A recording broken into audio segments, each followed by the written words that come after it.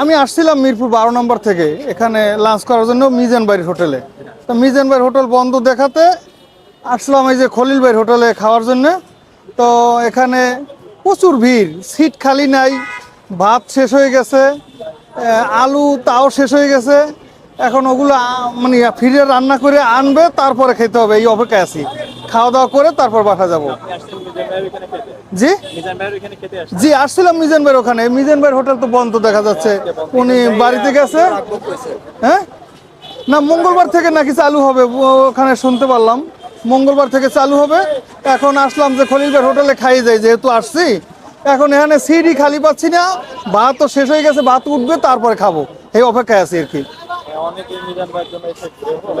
হ্যাঁ হ্যাঁ, অনেক লোক ঘুরে চলে যাচ্ছে। এখন চিন্তা করলাম এত দূর থেকে আসছি, খাওয়া দাওয়া করেই যাই, এই জন্য খলিল ভাইয়ের হোটেলে আসলাম।